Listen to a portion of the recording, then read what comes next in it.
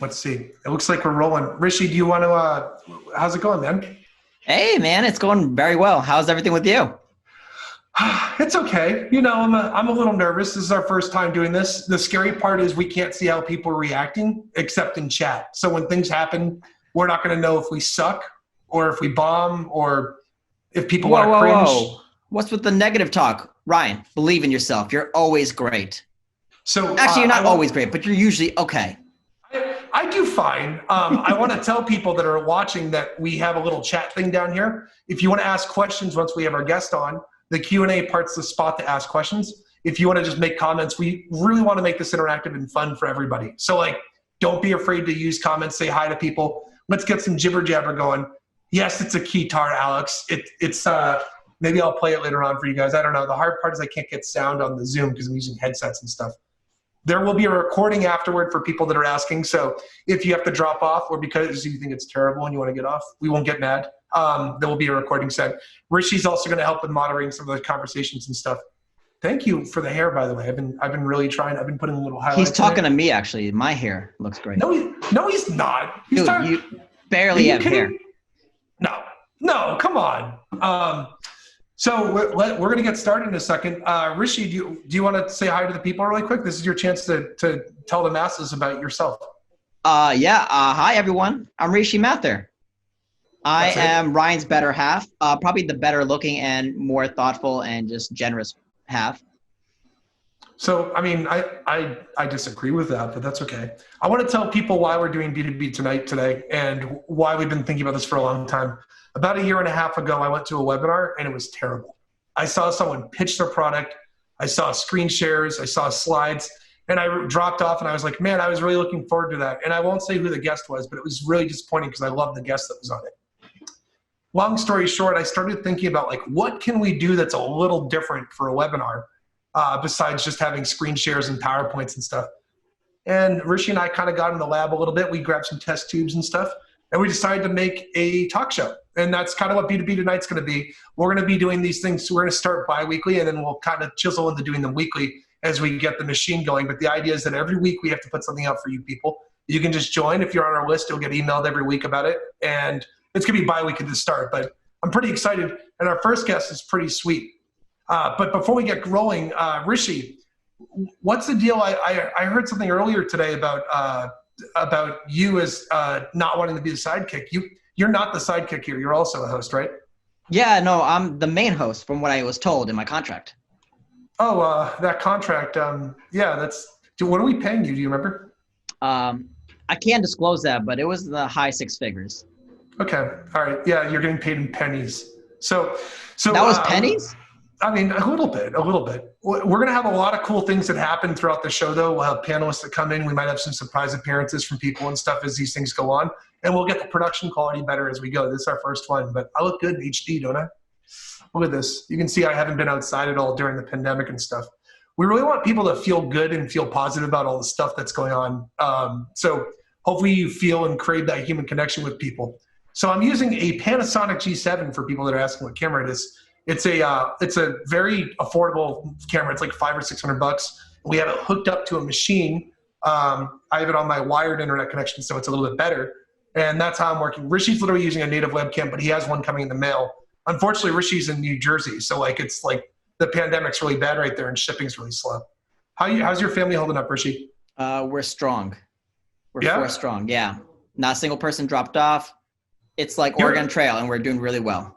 You're quarantined at your parents' house, so I'm expecting your mom to come by with Tang and Pop-Tarts and stuff in the middle of this thing for you, right? Yes, Tang. I don't know why we do Pop-Tarts. We're more of a strudel family, if you ask me. A strudel? Oh, you're a high horse. I'm sorry, I didn't realize that. I don't think you could do this. By the way, Nick is our admin that's helping with this stuff if you guys get stuck with any questions. I wish we had made a poll about if people are pro toaster strudel or Pop-Tart. If you could do it, that'd be cool, Nick. I don't know if you can, but if you can, I definitely want to see. Let's see chat. Do you By the way, Pop-Tarts? Somebody says samosa too. Yes, my mom might bring samosa. Also, Sam, I was in city. It got too bad, so I came back to Jersey. Yeah, and he get to spread illness with his parents. You're a great guy. It's the only way I can take over this house. Yeah, I will always make beats, by the way. I'm definitely on team toaster strudel, actually. Don't tell my wife she loves Pop-Tarts. By the way, Ryan, yeah. did you hear about the things that are happening on Zoom? Wait, oh, do you mean I saw a news story actually the other day. Are you talking about like they're doing classes and stuff on them? Yeah, and it's getting pretty scary. I don't know if you read the articles. Yeah, I actually heard this is really terrible. So Zoom was kind enough to donate their technology to schools everywhere in the United States so that people can do classes remote and stuff. By the way, if anyone from Zoom is in the meeting, thank you for doing that. It's super nice and super kind of you. I heard that last week and the week before, there have been people that have been exposing a vulnerability by just bombing Zoom meetings, and they've been shouting and sharing racial stuff with students in classes and stuff. It's really terrible. Yeah, it's getting me really concerned. Well, let me ask you something, Rishi. How have they not caught you doing this yet? I mean, you don't have to snitch on me, but Ryan, I'm actually very concerned. Did you know that these bombs just interrupt the entire Zoom process? And also on top of that, did you also know that how this pandemic affected all bouncers? There's not a single bouncer. So you know what I did? I hired our very first bouncer for our very first episode. He's one of the best bouncers in New York City, and more importantly, a great friend. Everybody, welcome to the show, Alex Payne. Hey, you guys can golf clap, and you can Alex Payne it. That's John not Mazza. Alex Payne at all. That's not Alex Payne. In fact, he looks nothing like Alex. Get out of here, Mazza. All right. Mazza, what are you doing here? I don't know. You guys. Well, what a nice appearance. What's up, Mazza? Wow. Thanks, guys, for having me. I really appreciate it. I actually just came up with. Hey, wow. So I thought the reason you had me on, I actually came up with some amazing tips on how to book a meeting with like literally anybody in the world. So I thought that's why we wanted to chat here today. Sounds good. What are some of those tips? Well, I wrote some of them down on my board over here, if you could see it. So, looks a little bit backwards at this time, but we have some prime time hours for cold calling. This is this board that I'm going with quite a bit. So, did you think I was supposed to be Alex or something? Who's this Alex? Alex, I guess Alex was going to come on, but we could actually tackle some stuff with you first. Yeah, because I would love to know. All right, so I want to know from your standpoint, what is your number one tip, your absolute best secret tip for trying to book a meeting with anybody, and also in this whole pandemic of prospecting, please? Well, this is probably the most important tip I could give anybody at this time, and it's really, really taking a strong look at when those prime time hours are for your cold calling. Be on the lookout for all your analytics of when your people getting people on the phone, because that's something that's definitely been helping me get people on the phone, meetings with them. Definitely being, empathetic, talking about your day. I tell everybody how I'm working in my laundry room right now, which is pretty cool, and how I have my 5-year-old child running around screaming while I'm trying to be in this call. So it's pretty. I actually had to lock him in the dog cage just a little while ago to make sure he wasn't jumping in. But yeah, that's got to be a top tip right there. Sweet. Well, I was going to say, Mazza, what's the best cold call or cold email thing you've ever done? Best cold call or cold email I've ever done.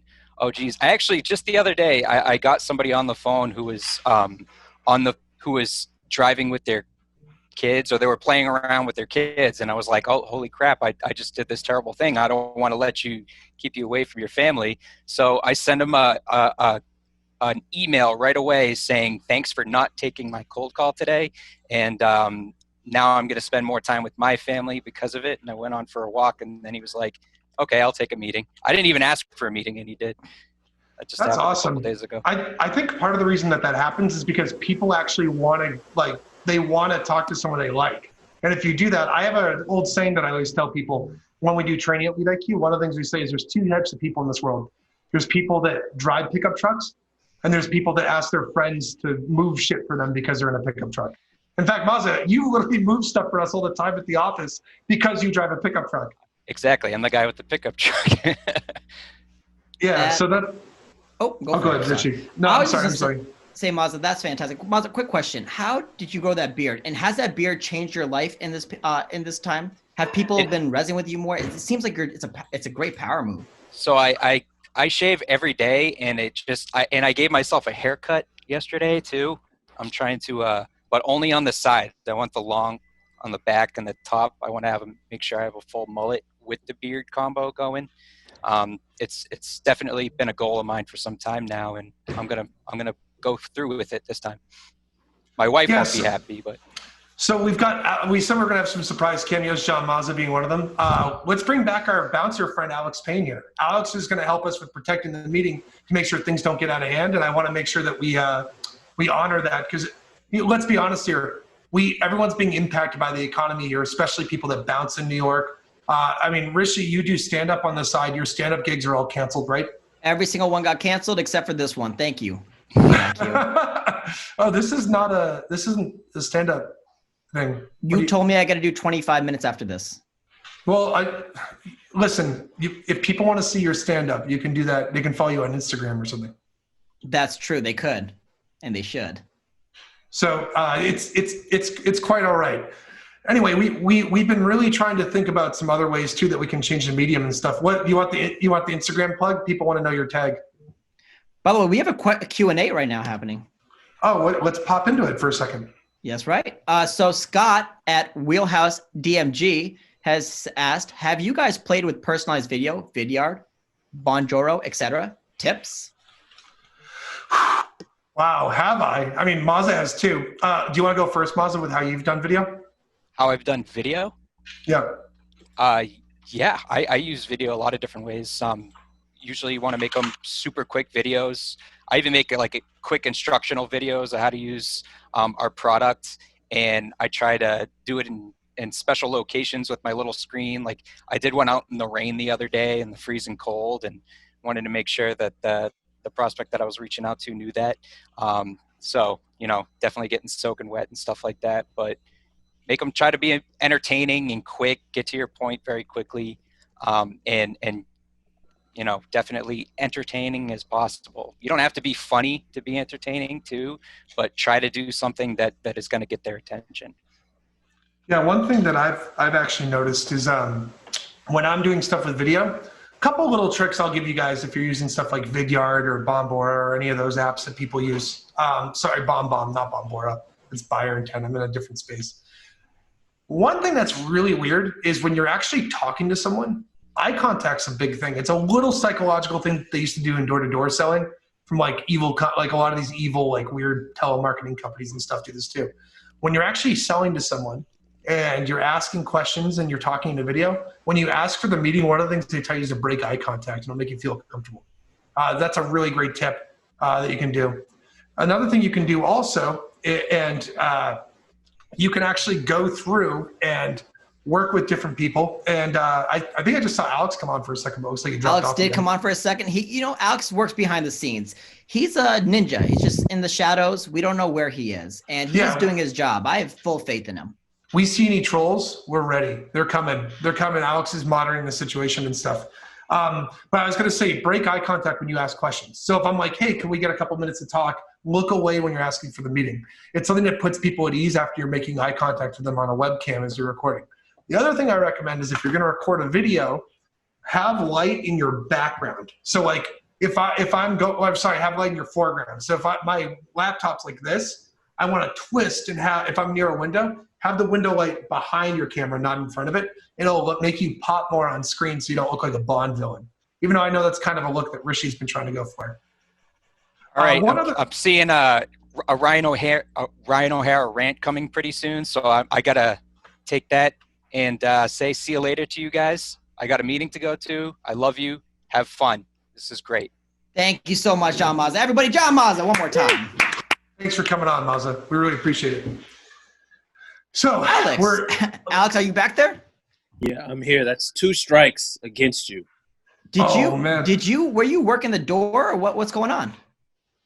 I don't know who's running your place or working your door, but I got kicked out twice. That's 2 strikes. And first of all, I'm not a bouncer. I'm a cooler. Whoa. What do you mean? When a situation is hot, I cool it down. Zoom attendees of 18 plus or whoever's in here, don't worry. This is a safe zone. Now I'm going to need everyone to pull out your IDs, okay? No one gets on unless they're on the list. It's so hard to get on, I couldn't get on. That's a very good point. But Alex, so what bars, let's just get the people to understand who you are. What bars in New York did you use to bounce? I never made it to bouncing bars. That's the major leagues. But I have bounced to some of the most well-foot trafficked areas in New York City. Like what kind of areas? Yeah, what places? The Gap, Cracker Barrel, so many crackers.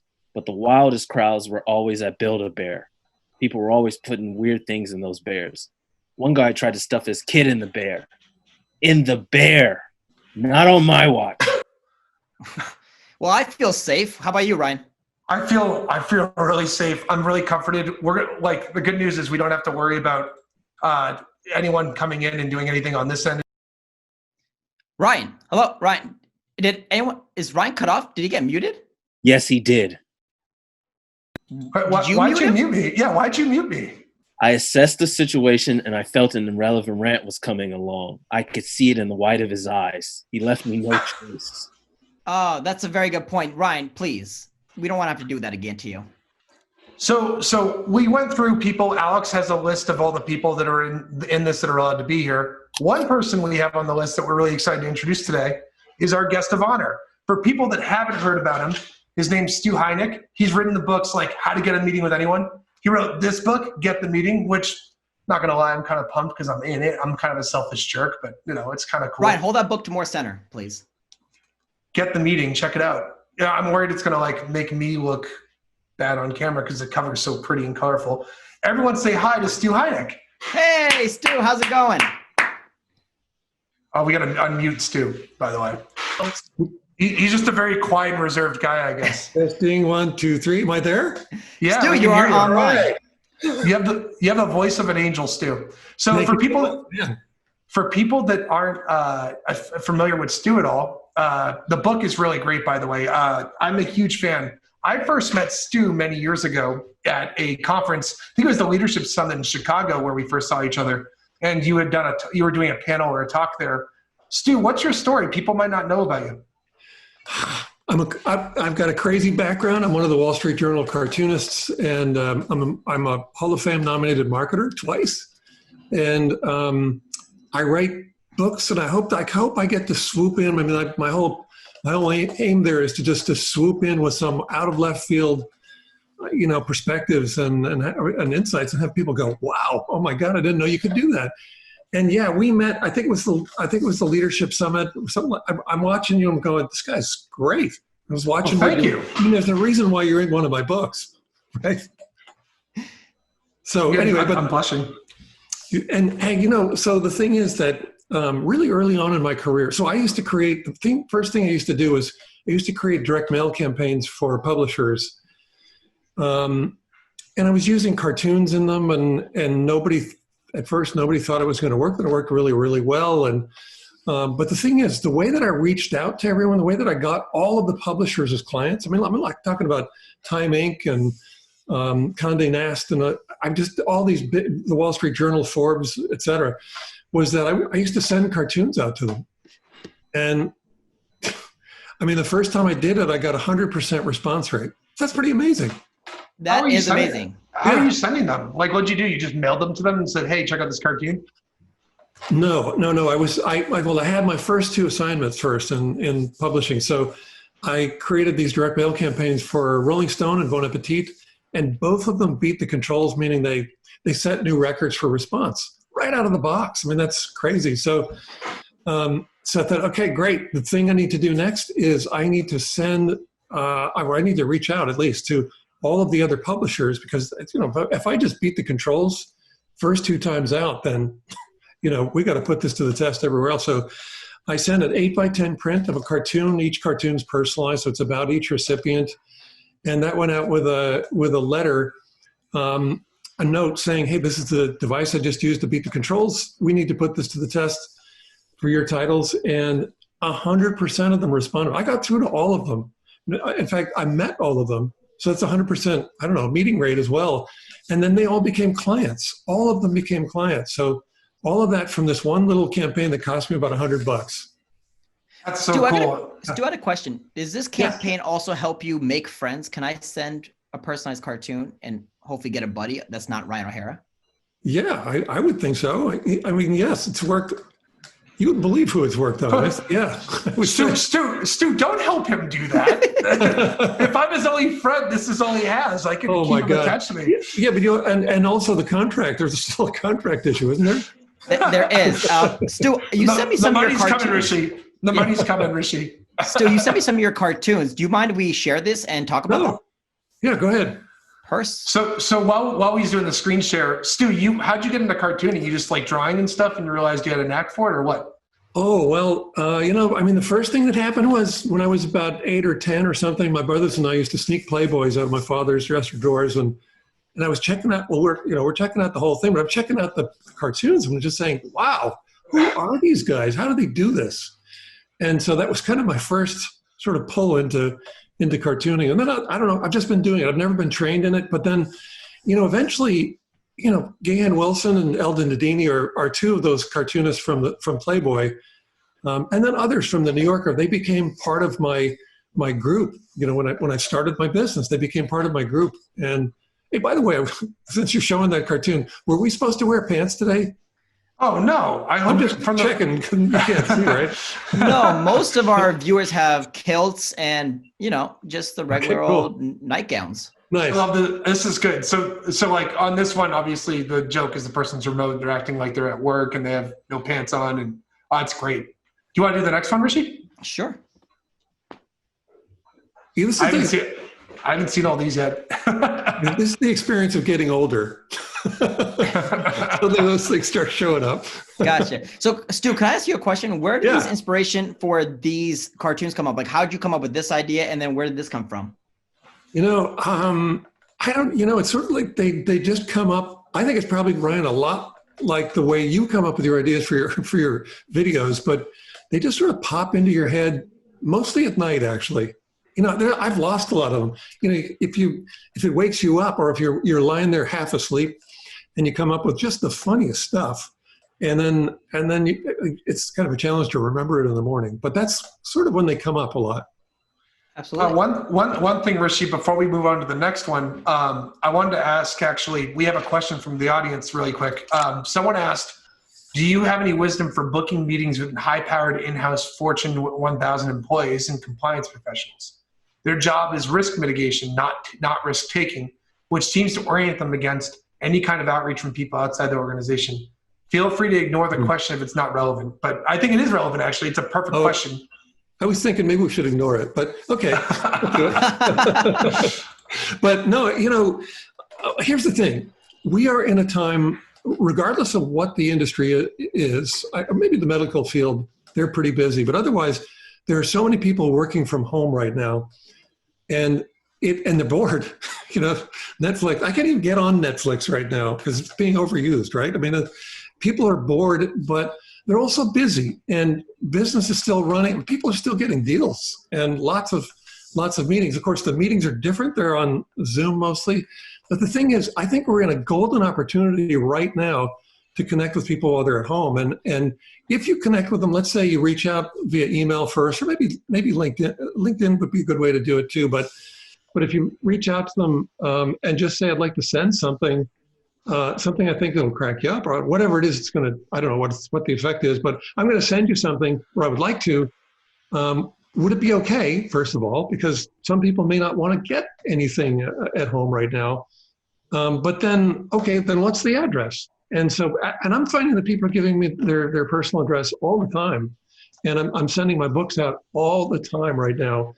And I personally am making a lot of new connections, a lot of incredible. This is like a supercharging of my business right now. It's crazy. And it's all because you can reach out right now and connect with people who are going to have conversations that they wouldn't normally have. I mean, I think that's the time we're in. Last month, I did a webinar thing with John Barrows and Derek Grant.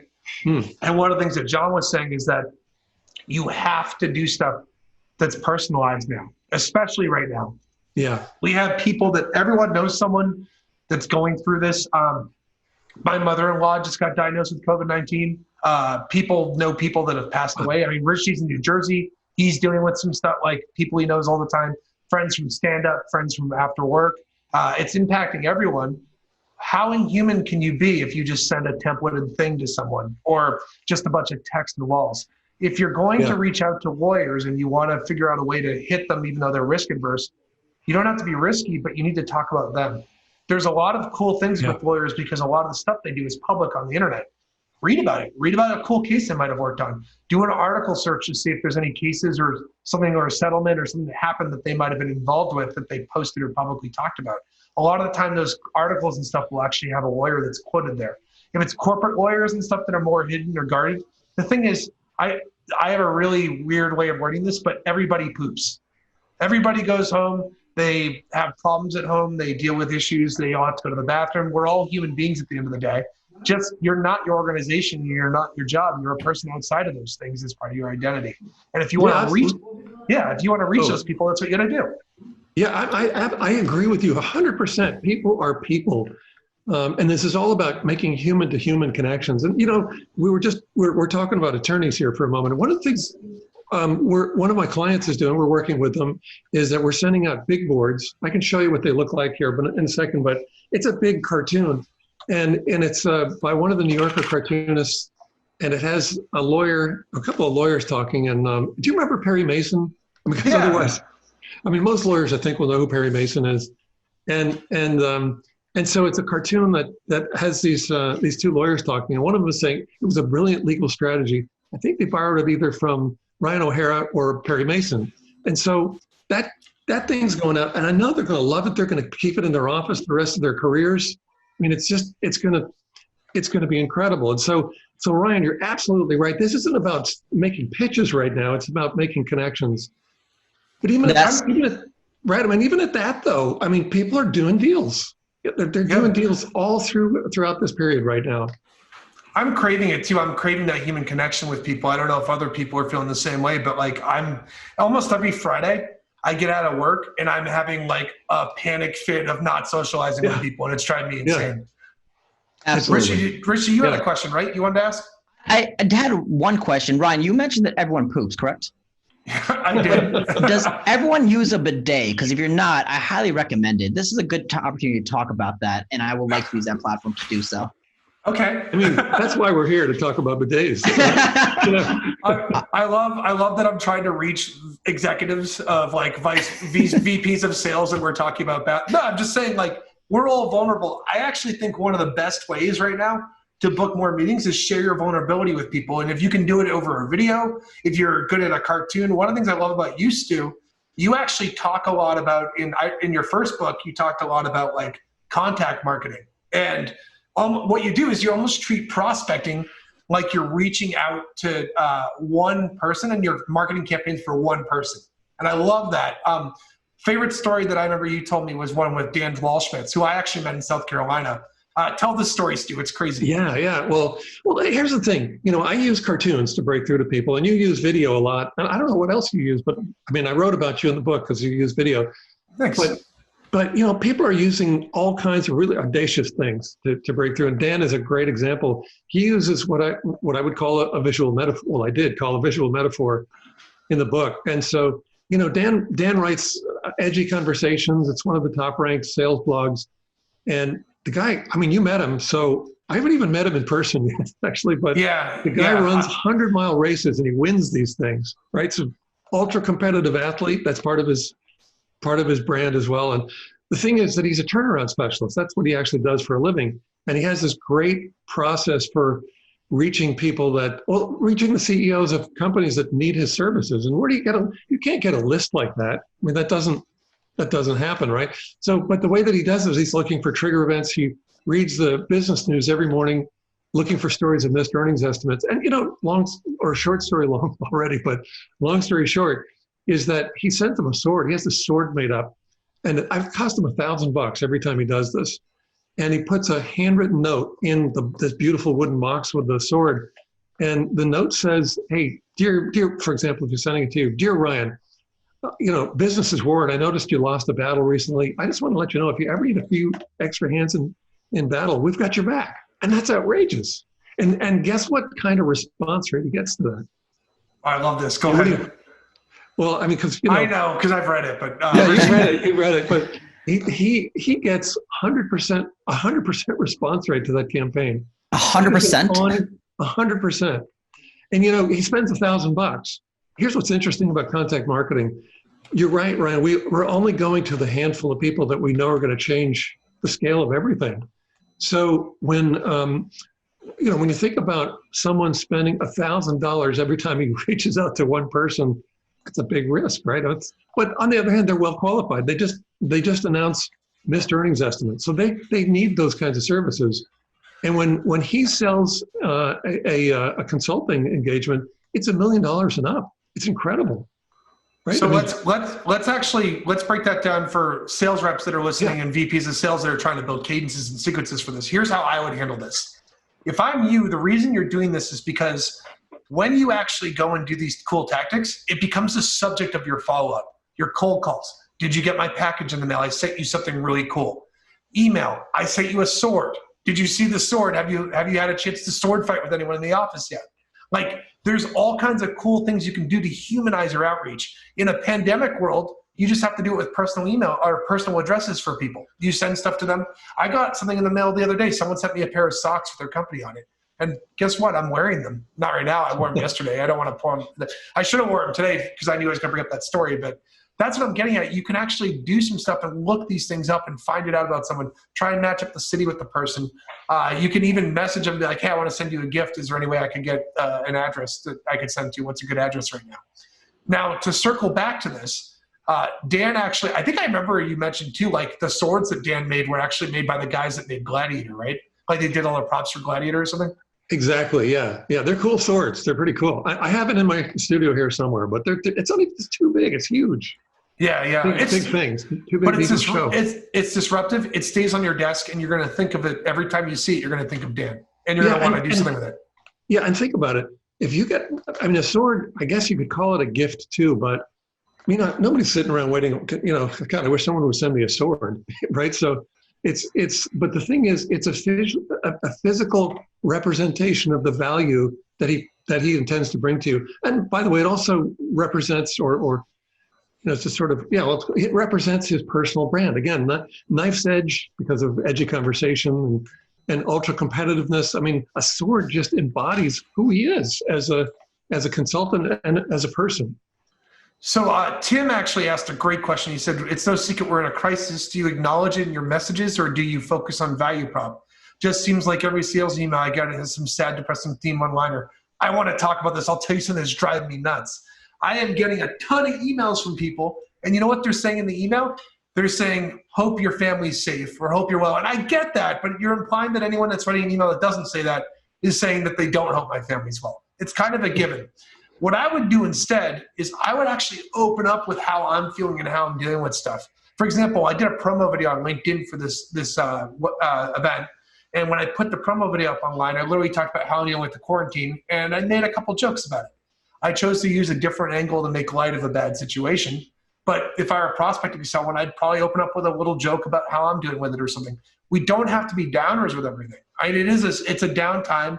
The economy's wrecked right now. A lot of people are losing jobs and stuff, but a lot of business is still going on. Luckily, a lot of people in B2B and SaaS and tech are able to continue doing their job because we're not impacting or touching that industry. One thing you could do is you find things that you have at home to put into your prospecting. I'll give you an example. I have 2 corgis at home. I've got Ruby and I've got Finnegan, and they're really cute dogs. You might see them running around in the background while we're talking during the show. If I see Ruby's doing something cute, I might record it, and I might just say the prospect's name. Like, hey, Ruby, can you say hi to Dan? And Ruby will just be sitting there all bored and stuff. It's a really easy thing for me to pop into a Vidyard and send to a prospect. Or Soapbox or whatever application that you're using for these things. You don't have to actually do stuff that's super high production. Like getting a sword's kind of hard. You're listening to this right now, you're probably like, I can't go find someone like that. I'll give you another example too. And this is what I think you put in the book. By the way, Ryan, I have a sword guy. I'm sorry to cut you off, but if people need a sword guy, I got one. Do you have a sword guy? Yeah, I got a sword guy. Don't worry about that. Okay. I don't even want to know why you have a sword guy.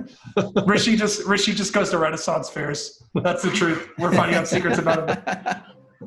But like one time, for example, I did this thing where around Christmas time, I hired a string quartet. And you actually, I think, wrote about this, Stu, in the book. We had crazy response rates from this. All we did was grab a webcam, we set it up, and I did an intro saying something to the prospect, and I had the string quartet play either holiday songs or classic rock songs. One of the things I did was I knew that we wanted to do it after the holidays, so like I recorded some with some classic rock covers that they did. Like they did Tommy and like Elton John and a lot of other songs. And then I just would serenade the prospect and say, hey, we really want to work with you guys. I think we can help you because of X, Y, Z. Let me present the string quartet to you. Hit me back after. Let's get a meeting. And the response rates were insane. And the cool part is if they didn't respond, all my follow-up could be focused on that. I could actually say like, hey, I sent you a video. It's pretty cool. I did something really neat. I don't want to spoil it. You should check it out. How many people that you actually got on a phone call with and say that are going to be like, oh, I'm going to just delete the email. They're not going to do that. They're going to run and go check and see what's in the email because they're like, all right, this guy's really hyping it up. I guess I'll go take a look. You can do the same thing with LinkedIn connection request. Hey, Ryan, I sent you an email with a video in it. You really should check it out. It's pretty cool. I think it'll make you excited. Instead, you know what's happening right now? I'm getting pitched on LinkedIn connection request. Sure. Or I add someone, and the second I add me, they pitch me. And I'm like, no, dude, like, don't do that. Yeah, I block those people. You know, I was going to say I was on a webinar last week with a group out of London, Reach Desk, and someone was talking about how they were sending out beers to people at their home. You know, so they just send a beer out, and then they arrange a time so that they can have a beer together. I mean, it's just about being human. That's awesome. All of those things. By the way, Stu, somebody asked a question to you, and I kind of want to go into this. It's from Matthew Claus. He goes, hi, Stu. When it comes to cartoons, if you wanted to outsource the artwork, do you have any top-notch workers you recommend? Apologies is already covered. Joined it late anyways, walking my antsy dog. Aw. Wait, is he actually asking me to recommend someone to work with him with cartoons? Yeah, if you have any great recommendations. I'll do it. I'll do it. That's what we do. Stu just holds a hat. He's like, please, Papa, I need the money. Please, Papa. Just like a tin can he's shaking. I don't know why I like doing that accent because it's not any race or country. Like, it's just like a generic, like, whatever accent. No one knows where it's from. Please, Papa, I need it. I guess that's Italian. What are you talking about? I think it is. It's not Italian. Get out of here. No, because obviously that just came into your head. No one's ever sounded like that. I've got you can also do the Oliver Twist, but I think that one of the things that people don't do is they don't put themselves enough into their prospecting. What I'd recommend if you're a sales manager, do a talent audit. Grab your people, hop on a Zoom right now, and say, hey, what do you guys have for talent that you do? Our team, for example, we've got Rishi who does stand-up comedy. We've got Jeremy Levier who has a crazy classic NBA collection from almost every city. So like any city he prospects into, he could literally wear a jersey of the team that he likes and put that in the video that he's talking about and talk about that player and use that to get relatable with the prospect. We've got John Mazza who does he's amazing at karaoke. And I'm not kidding when I say this. Oh, it's phenomenal. He can do crazy impressions of singers when he does karaoke. I once saw him do Tracy Chapman's Fast Car, and he sounded just like him. It was crazy. Yeah, and Peter literally in our comments is saying his jersey collection's on point. You don't understand how annoying it is to not have a coat room in our office because all his jerseys are there. But like that's the thing. You all have cool things in your life that you can relate. Tyler in our team is into fishing. He's got some crazy pictures of fish that he's caught that are huge, and he'll send them the prospects, and they respond and they're into it. Patrick on our team's into rapping. Like he can freestyle rap and flow really well about something. There's all kinds of cool ideas. Actually, Stu, you had a bunch of people in your book, including myself, but you had Alex Perkins, Kate Turchin. They basically have written songs for prospects because they're into making music. Yeah. And then do you know Kenny Madden? Have you ever met him? Yeah. I mean, so Kenny, here's a guy, he's trained as a painter.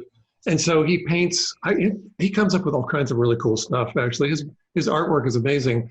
But he paints, and he was telling me about this one time he wanted to reach three, I think they were startup entrepreneurs. They were all in the Flatiron building. So, you know, that really skinny building, iconic building in New York. So he did 3 paintings of the Flatiron building, sent them over, and you know what's going to happen, right? He's going to get through. They love them. They're out in their lobbies. And so some of his cohorts were saying, well, how do we do this? Because we don't paint. And I hear this all the time too. Well, I'm not a cartoonist. I can't do this. You probably hear it as well, Ryan. I can't make videos, whatever it is. So he said, well, one of the women who said that said, well, what do you like to do? What's the thing that you can't not do? That's Kenny's favorite saying. And she said, well, I like to knit. So she knit something and got through. You know, and send a piece of yourself. This is all about making human to human connections and being human. And I think kind of being outrageous. I mean, having fun with it. This is kind of almost like, I call it contact marketing, but it's really just playing a prank, isn't it? It's an elaborate scheme. It's an elaborate scheme to impress prospects. But the thing is, you provide people with this entertainment. You do something that's different. Do you know what else it does? I was talking about this with Rishi. There's a book that's out there called Contagious by Jonah Berger. And have you read that, Stu?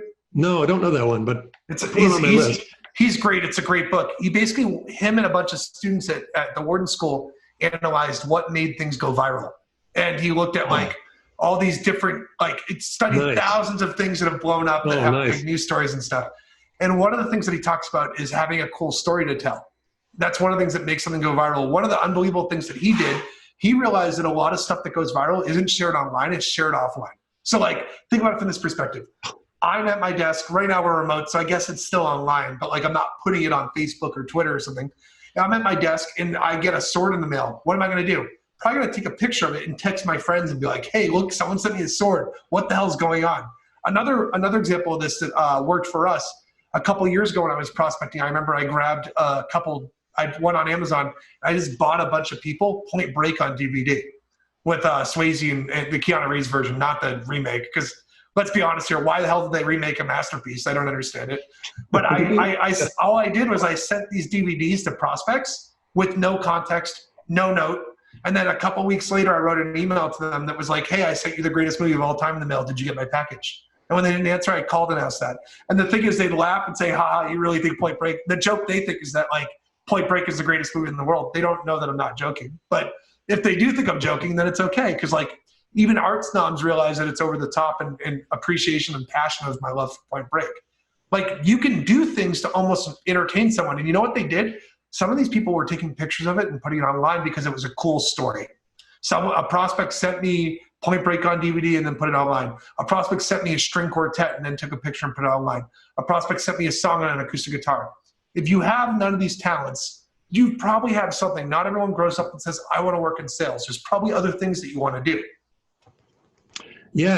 And I wanted to say also that a really key point, that when you talked about sending something that's so outrageous, so astonishing that people share it, that it goes viral, that's how you get, and I wrote about it in see if I get it right, in that book, and Get to Beating, that you can actually get response rates to your campaigns that are above 100%. How crazy is that? This is the only form of marketing anyway that gets response rates approaching 100%. But do you remember the story of in the book of the rubber card?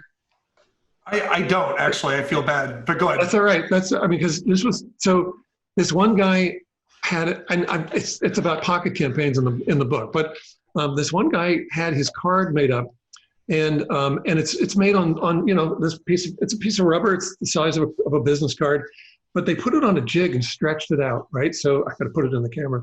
They stretched it out, and then they printed on it, and then waited for the ink to dry and cure. And then when that happened, then they took it off. Well, so he said, so that was his card. And so the thing is, when they took it off the jig, then everything squeezed down. You couldn't read it unless you do this with the card. And so he said every time he handed it out, people would say, well, first of all, they'd say, what do you do? What do you do? Well, here's my card. And he whips out this little floppy thing. Here you go. Oh, what is this? And people just naturally, they pull it like that to read it. And it reveals it's Paul Nielsen's card. He's a fitness trainer. And guess what? He already has you exercising.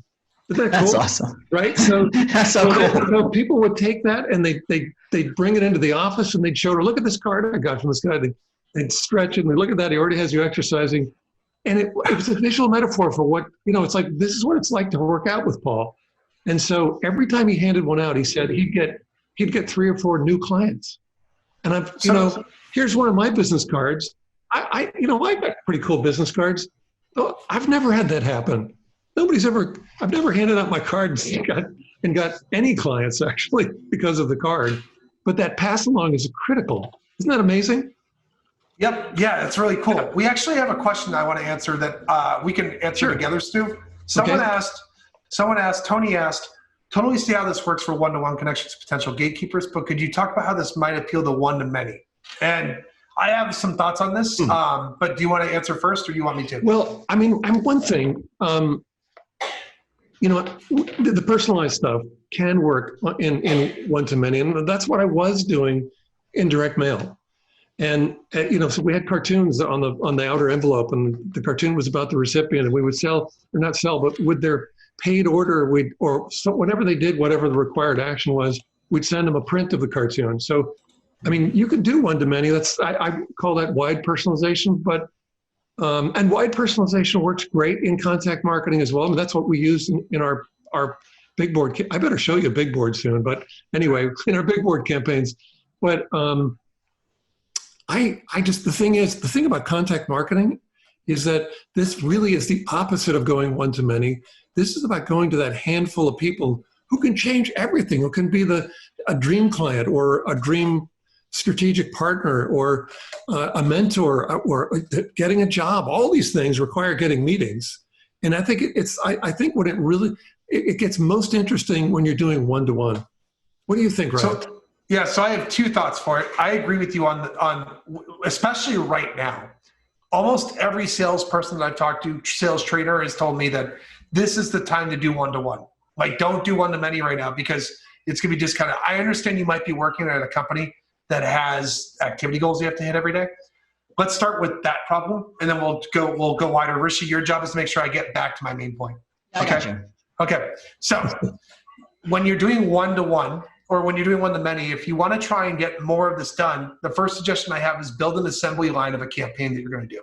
So when I sent prospects songs back 4 years ago and had 40% of them book into meetings for me, when I actually did that campaign with my webcam and I recorded it, I didn't just record one and send it and then be like, oh, that was cool. I actually planned out doing it for my entire list for that day. So I spent a Monday writing out figuring out what accounts I wanted to break into. Then later on that Monday, I wrote all the lyrics for the songs that I was going to do. And then I made a templated song that I reused for every single prospect, and I sang the lyrics with the song. And before long, I sent 12 songs out in one day, and it didn't take that long. And I had what's 40% of 12? I think it ended up being, 12, 24, ended up being 5 meetings actually that we ended up booking from just doing that one campaign. And it took a whole day of work. I'm not going to lie. I'll take that. I'd rather have 5 meetings in one day than call 100 people and get ignored and only hear back from 1%. This is what's crazy. There's data out there. Reply rates and cold email connect rates are at the lowest they've ever been. And I'm not talking about pandemic, I'm talking before that. With people using sales enablement tools and sales engagement tools, those tools were made to make it easier for you to sell, not easier for you to blast out templates and be worse. We're training prospects not to look at your inbox. We're training prospects not to look at your LinkedIn messages, not to look at your LinkedIn videos or your LinkedIn connection request, and not to answer the phone when you call. How many people hit the side button when they get an unknown number that they're working? The reason that happens is just a systemic problem of us not putting enough thought into the outreach that we're doing and making really good first impressions. That's part of my point of this rant and the reason that we're doing this meeting. I'm talking to large organizations now that are shifting back the other way because they had less than a 1% response rate over cold email and their connect rates on the phone were less than 3%. We have to reverse it right now. Anyone that's listening to this, you are part of the movement. We're all making a difference to do this. Stu is literally one of the founding fathers of this, going through and getting tons of examples and collecting it over the internet of these different people and these folk heroes that are doing really cool and unique things to break out and be different.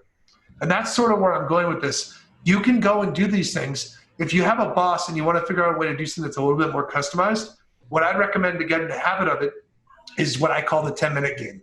It's a really easy game that you can do. Some of you have probably heard it before. Come up with something cool that you want to do for a prospect. Set up 10 minutes to research a prospect, find out what you want to say in the email, bring up that research into prospecting or cold call that you're doing, and send it. And what you do is that you do that for 10 minutes, and you do that 6 times every hour. And before long, you've reached out to 30 people with highly customized content. Here's the cool part. The more you do this, that 10-minute game turns into a 5-minute game. And then when you want to start doing cool, unique stuff like contact marketing, it's going to be a lot easier for you to do contact marketing where you're doing one-to-one stuff with these accounts that you put a lot of effort into because you already researched them. Write down the things you researched and use that to come up with an idea. I'll give you another example. One idea that we did that scaled really well. We went through a campaign where we found music that people liked. We basically would go find them on Facebook, stalk them. Really quick research phase. Literally take an hour, research 30 prospects really quick, find bands that they like by hitting the About Us page. And then we just wrote down bands that they liked, and we went and found vinyls of the bands they liked and sent vinyls to people in the mail.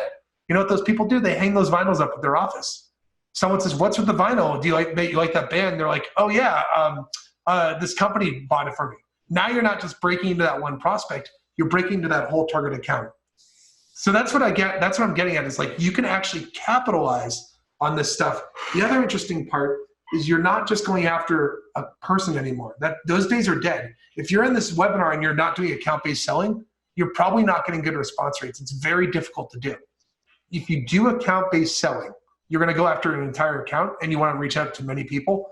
Do a tactic for the entire company. That's another thing you can do. One of the examples Stu wrote about was when I was at Dine, I actually made music videos for prospects, and we made them for the whole account. And some of the videos that we sent, we made one for Expedia, Living Social. We made one for, I'm trying to remember all the accounts, Career Builder. We made these for these companies, and I only sent them to 3 people, but they got 1,600 to 2,000 views each because they were bouncing them around internally at the company. That's what you could do. You can break into more than one account. And if I'm not selling you hard on this, I'll tell you this. Why are you going to go email 100 people and hear back from 3 people when you can email 30 people and hear back from 4 or 5 of them, and maybe have 2 or 3 of those turn into an op every day? That's a good month of work. So that's my rant for that. I hope I circled back. Did I tackle it, Rishi? Did I answer the question? You answered every question we possibly could have asked to Stu ever. So thank you. But you know, I want to give a little acknowledgement. Ryan, you're one of the best out there that I've seen, that I've met at using, I guess, what I would call deep personalization, but more than just that. I mean, you're a wizard at this stuff. I love hearing your stories. Oh, thank you, by the way. And I honestly, I loved reading your book because it gave me new ideas that you don't have to, like, for example, I started thinking way more about direct mail. Like, I know some people out there use like Sendoso or some mailing app or PFL or something. You can do a lot of really cool stuff with direct mail. Right now it's a little hard, but you could still do stuff digitally. I'll tell you another story that we did. Some people have probably heard this that follow my work and have seen this, but if you've heard this before, I apologize. There was a story once where when I was a young kid and I was prospecting, one day I came into the office and one of the reps that I had at our company had really long hair. He's from South Carolina. His name was Brian McCall. And he was he talked like this. This is what his voice sounded like. I love Brian. He's a really good guy. But Brian grew his hair out because he was from South Carolina and living up in New Hampshire. He was freezing in the wintertime while he was up here. And it was around April. It was around this time. Like a built-in hat. Yeah, he was using, that's exactly, cool. he had a big bushy beard and long hair that he grew for the winter. And I called him because he didn't come to a meeting that we had. And when I called him, I was like, Brian, we were supposed to be at this meeting. What's up? He's like, I'm getting a haircut right now. They're in the middle. They've cut the sides. I have a mullet. And I was like, grab the corporate card, expense that haircut. Let's get you down to the office. And what we ended up doing is Brian, who's into photography, took a bunch of really funny pictures of himself in a tank top looking like a dirtbag. And they're really funny. Like, we just did basically, he took these high-def photos because he's into photography of him doing random poses. Like, he had one crushing a Red Bull can. And he said, and he's like, Red Bull gives you wings. But like, he had funny captions. One, he's pouring a Miller Lite. And he wrote, responds in milliseconds, pours in milliseconds. And like, we sent these to Miller Lite. We sent one to Red Bull to get a meeting with them. And all we did was write an email and say, hey, we made this poster for you. If you want us to print it out and send it to you, just respond back. And we had crazy responses from people. One of our best ops we got for people that are in the gaming world, Blizzard Activision actually booked a meeting with us because we did one with Brian in sunglasses, zoomed up on his face, and it just said, don't play games with your infrastructure. Like, really serious. Another company printed out the poster and hung it on their wall.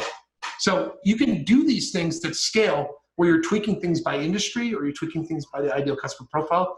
But if you're going to do something zoomed out, I recommend tackling it by the account, because then you'll get some stuff that's viral a little bit more internally in a company. Long rant over. Thank you. There we go.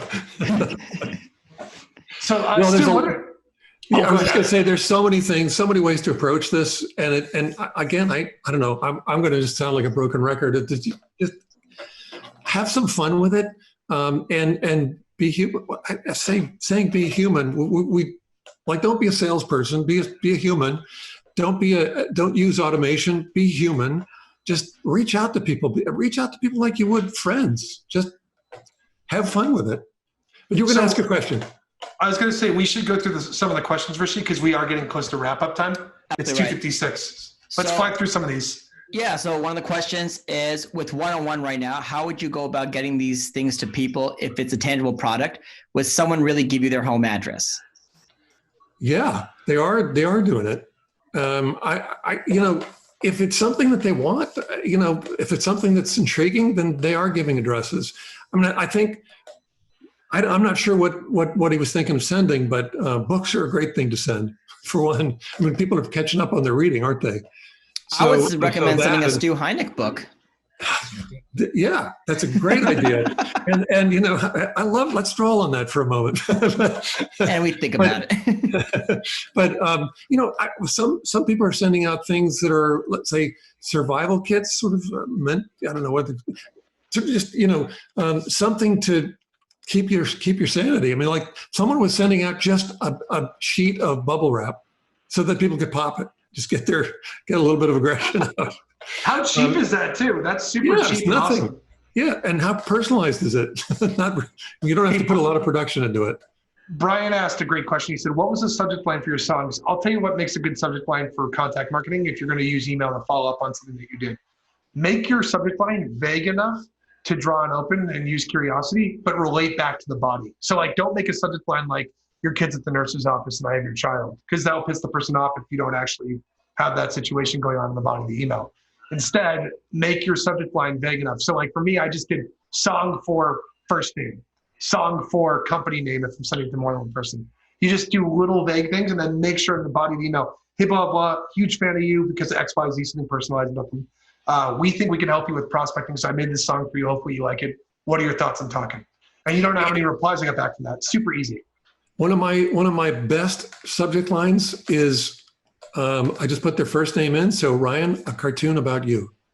Of course, it has to be a cartoon about you in it, but that gets huge open rates. I love that. I love that. Cool. So we got time for one more question. Let's go with Josh Ruffner. He goes, I'm starting a new podcast and would love to know how Stu uses personality and personal experience in his work. And has that ever tested the boundaries of what others consider risky? Hey, if you're talking about well, first of all, I just want to say first that podcasts and this, by the way, this was a blast. You guys put a lot more production into any Zoom call I've ever been on. So that's pretty cool. But if you're inviting people to interview for a podcast or a vlog or anything like, or a Zoom call, round table, anything right now, it's a great way to connect with people. Because look at this, afterward, we three, we're going to be best friends. We've been through something together, and so just in general, I would say that that they're a great way to connect. But I think you were asking about personality, perhaps, or like, I'm not quite sure if it's about, do you feel like you don't have the personality for this? And if that's the question, man, just have a conversation with people. It's just interesting to discover what they have to say. I'll suggest something that I actually heard. By the way, I know some people have to drop off. Stu, are you cool doing a little after hours for a little bit? Yeah, I'm here for a few hours. This isn't network TV, so we don't have to worry about my contract says 3 p.m., so I'd have to. Oh, no. Let's do a little after hours for people. And if people have to drop off, you can just jump to the end in the recording afterward. When we go live, there will be a recording I repeat. Let me tackle the personality thing for someone that asked that. Obviously, there's different types of personalities. Some people are introverts, some people are extroverts. You have different comfort levels for what you want to do. Some people are more creative. Some people are a little bit less creative on some stuff. I'm going to give you 2 recommendations that will help you get ideas. The first one is do something that you're comfortable with. If you're not comfortable with being on a mic or being on a podcast or a Zoom, write a blog. Go do a Q&A. Be like, hey, can I record a Q&A with you really quick and ask some questions and then throw that up on a blog post? You put that person in the blog. Your marketing team throws that up on the site and tags that prospect in it. You think you're going to have trouble getting a meeting with them afterward? I don't think so. They're going to be like, holy crap. Yeah, man. We're all talented people as sales reps. We're all connectors. We're all people that love our prospects and love the companies we're going after. But we also are enthusiastic and experts in our space because we're in conversations all the time. So if you're introverted, I recommend doing something over writing. You could do some cool stuff like that. Maybe you do something like drawing is something you actually do as an introvert, right, Stu? I mean, you don't have to be extroverted. Well, I mean, I draw in restaurants, and I don't know if I'm an introvert or an extrovert at this point. I used to be an introvert, but I was going to say, look, if you're nervous about the interview, and you're nervous about maybe running out of things to say or ask, or if the conversation is just going to hit a lull, you can write out questions, and you could do that ahead of time. That's kind of a nice thing to do, just to make sure that you stay on track. But never ever send the questions out to the guest ahead of time, because they will have thought about their answer, and so you'll ask a question, and then a half an hour later they'll finish that answer, and then you can ask another question. It becomes the thing you want to do. You want to make this. It's like you're just hanging out with someone, at a bar, having a beer together. What would you say? You just discovered that they're doing interesting things. They've got interesting stories, and say, "Oh my God, tell me about that." "Oh, geez, that sounds great." Well, when you did this, what were you thinking about when you did that? I don't know. These things just come to you just like they would at a bar over a beer. To be honest, dude, that's a really good point, because when I interview and I let people know the questions ahead of time, you're right, they overthink the questions. They overthink and they want to answer every single point, where it gets so confusing. And I think you're right, but I also think that what you could also do is give them the topic and maybe a couple bullet points what you'll talk about. Therefore, they'll have like an idea, but they'll not know the question. So when the question comes up, they'll just be like, all right, well, now I have an understanding what he's going for and hit the direction. Hey, Rishi, one person asked, did we miss any tips besides not bothering people with their kids? I'm really trying to understand the content here, so please bear with me. I'll tell you something. One of the questions they were kind of asking is like, when's a good time to do a call and stuff? There's a ton of data out there. I think SalesLoft has put some data out there about this. Outreach has put some data. They have all their customer bases looking and saying, when are people answering the calls? I definitely have heard afternoons are always better for phone calls. Especially, I've heard some people say if you do something right at 4:30, 5 o'clock, it's a good time. For email, this is a really unorthodox thing if you're reaching out to executives. I've heard a really good time to email executives is Sunday night. There's a common practice among Fortune 500 companies where these CEOs and stuff, they're checking email on Sunday night. Yeah, so Sunday evening and Saturday morning, early Saturday morning as well. Yeah, it's insane. You would never think to do it on a weekday, but on a weekend, but it's actually not a bad time. And the cool part is they're not at the office. They're not getting distracted with people yelling at them or asking them to do something or getting pulled into meetings. They're going to be focused on their inbox at those times. It's not the only touch. You should still do touches during business hours, but take a stab at it. Like do something. If you sent something really cool for your first touch and you're talking about it and you haven't heard back, try a Saturday morning email. You can program it out early in Gmail or whatever app you're using. You can send an email and schedule it for later on. Always, dude, those are some great glasses. And the fact that you took them off. Yeah. Where did I put them? Get him find them. Rishi, are there any other questions we want to go after? Sure. Let's see. There was one other one, which was, how would you convince my manager who doesn't really believe in personalization, everything, but believes more in relevance, only personalization to our top accounts? Okay, so wow. I totally have heard that before. Here's what I'm going to tell you.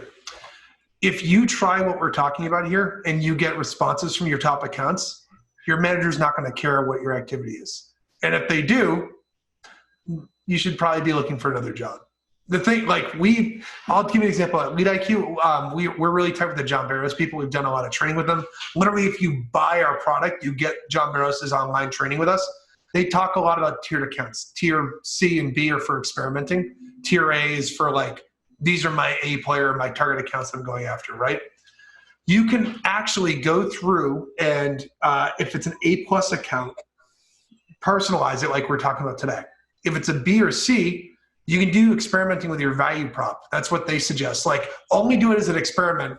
But the thing is, when you're a company like ours, we really only care about the A accounts anyway. Pretty much all our prospectors are hand-picking accounts that they pick specifically that are target accounts. So I think it's okay to just, why are we going to bother wasting your IP reputation with sending emails that could potentially go to spam by blasting people and then not letting you reach out to those tier A accounts? That's my perspective on it. What do you think, Stu? I heard you say no.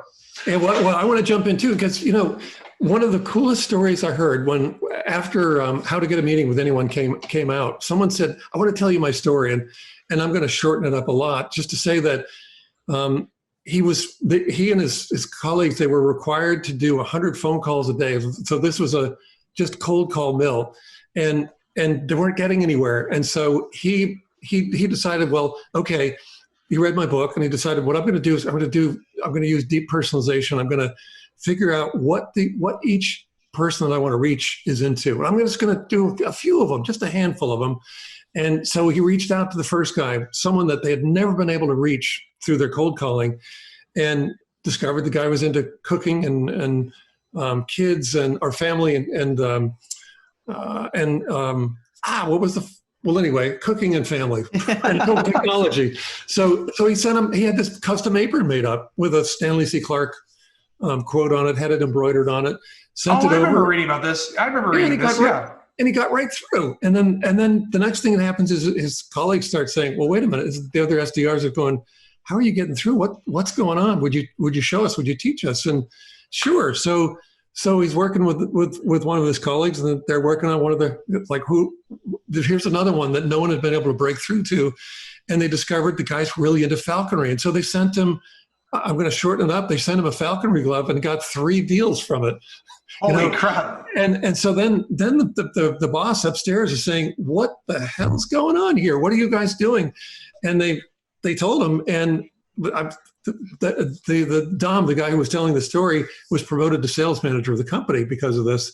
So the point is that even though they had this KPI that you have to make 100 phone calls a day, Dom found a way to also make another one. So 101, but this time it was with personalization and sending that apron out, and that changed everything for him. I would say, maybe the way to, sort of like what you just said, Ryan, as well, try it and you'll convince your boss. If you're getting through and you're getting deals, what is your boss going to do? Say, no, you're not going to, let's not do it that way. Right. So, and you don't have to spend that much either, like to do something like this. It could be cheap. Go ahead, Rishi. Sorry. Yeah, no. So my parents are giving me the wrap it up sign. Obviously the real producers of this whole thing. I actually had a really good question asked here, which is, Stu, if you want to start with this one. My current manager is a dashboard warrior and only cares about activity. Latest advice he gave me is dump 100 people in my cadence and just blast a template email. My approach is in line with his. What would you do in this situation?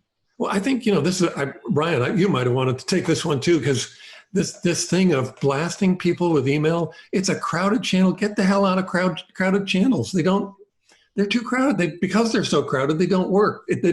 You don't show up that way.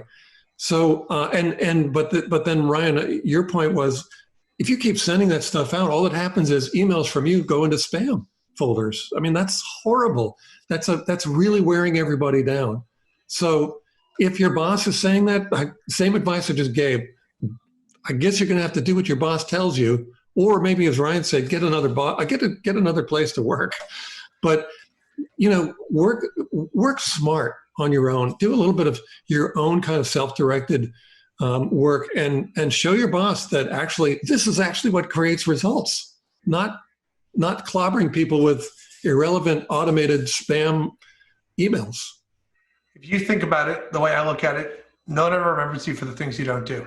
Block off 10 minutes a day to pick 1 or 2 prospects to do something really special with. Get some results from that. You get 1 or 2 extra meetings a week at first. You'll get better at it as you do it, by the way. You'll come up with better ideas. Your muscle memory will start to realize, oh, this is a cool little angle I can do. Just make sure it's about the prospect and their interest first. Just block off, start with 10 minutes a day. Slowly it'll turn into 30 minutes a day. Then slowly it'll turn into an hour a day, and you'll start getting more meetings, and your bosses are going to be like, what the hell are you doing to get these meetings? And they're going to realize this doesn't work. Otherwise, if they're going to be someone that's like, no, I don't want you to do that, go somewhere else. I don't want to speak for someone, but there's someone on our team that worked at a big Fortune 500 company before they were, actually it was a publicly traded company before they worked for us. And his whole team got laid off, and they never let him do any cool personalization stuff. He came and joined our company. Literally the second month he was here doing all this stuff we're talking about today, he booked 69 meetings in 1 month. So think of that for a second. 69 and our quote is 15. That's a crazy perspective to think about focusing on this. He'd been wanting to do this his whole life. The grass is greener somewhere else. We're also, email me personally and I can give you some advice. Use your personal email if you want so it doesn't get tracked. But we can talk a little bit. Maybe we can talk a little bit more about how to get you in a better situation. Also, we're hiring. Got to tell you that. I mean, we are hiring. You can come work here. We're looking for AEs and SDRs if you want to work here.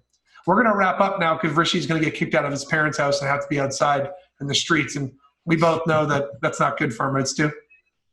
Yeah, I was wondering how his parents were doing, actually. They're fantastic. So that answered the question. They are fantastic, and they may kick me out, and they may be happier for doing that. So here's what we're going to do. We're going to send an email to people with the recording. It'll go out probably tomorrow. In that email, we're also going to have another training session that I did called 60 Actual Prospecting Tips in 60 Seconds or 60 Minutes.